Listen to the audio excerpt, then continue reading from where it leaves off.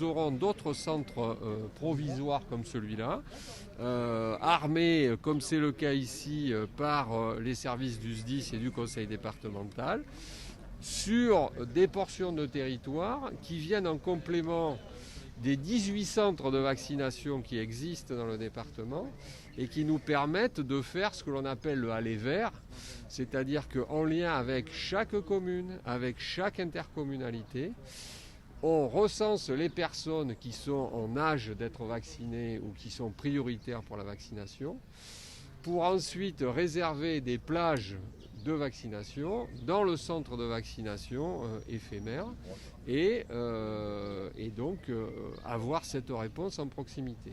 Donc ici, nous avons vacciné plus de 900 personnes sur 3 jours avec ce dispositif. Donc je rappelle, appel par les collectivités, ensuite transfert au personnel du SDIS et du département qui rappellent ces personnes pour leur confirmer leur plage horaire de vaccination. Et quand elles viennent ici, on leur annonce le deuxième rendez-vous, ce qui veut dire que dans 4 semaines, nous remonterons le même dispositif ici avec le même personnel pour vacciner définitivement toutes les personnes qui ont été reçues aujourd'hui, hier et demain. Que nous n'avons pas la ressource en personnel pour pouvoir multiplier, j'allais dire à l'infini, les centres de vaccination permanents. Donc nous avons démarré avec 5 centres de vaccination en Dordogne, nous en sommes à 18 maintenant. Et nous n'aurions pas la capacité à en créer 4, 5, 6 supplémentaires avec les modalités d'armement permanent.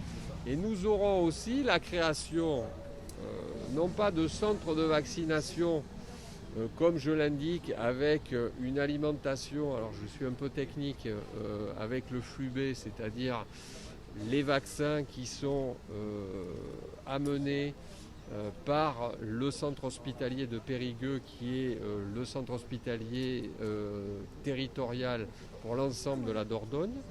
Mais nous avons aussi des regroupements de professionnels qui, avec les vaccins qu'ils perçoivent des grossistes répartiteurs, c'est-à-dire l'AstraZeneca aujourd'hui et demain le Janssen et Janssen, eh bien, ces professionnels de santé ont aussi la capacité à se regrouper sur un site pour monter un centre de vaccination sur leur propre flux d'approvisionnement. C'est ce qui va se faire à Thiviers, c'est ce qui a été demandé sur d'autres communes du département, mais chaque fois, ça se fait en accord avec les professionnels de santé locaux, parce que ma préoccupation, c'est qu'un centre de vaccination soit pérenne.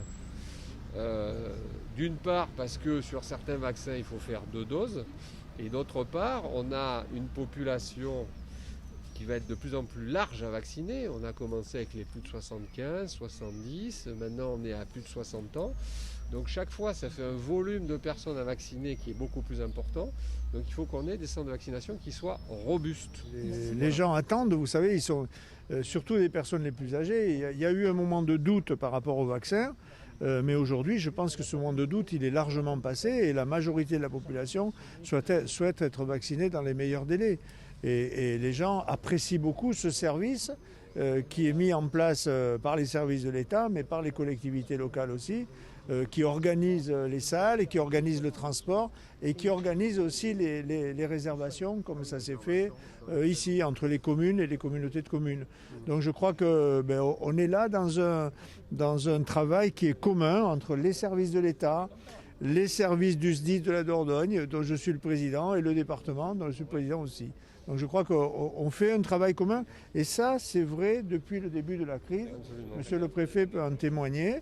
Les collectivités, le département, mais toutes les collectivités ont été immédiatement candidates pour essayer de sortir le plus vite de cette crise qui est une grande cause nationale. Et même avec des bénévoles qui ont conduit les cars, qui ont été mis à disposition du service par les collectivités diverses et variées. Donc il a fallu recenser les cars, faire les trajets, surtout dans la première période aller vers. Et il y a eu des bénévoles. Moi, je me félicite qu'on va être certainement en fin de semaine à plus de 100 000 périgourdines et périgourdins qui auront été vaccinés, c'est-à-dire on est quasiment au quart de la population. Donc c'est tout à fait positif et c'est comme ça que ça peut marcher.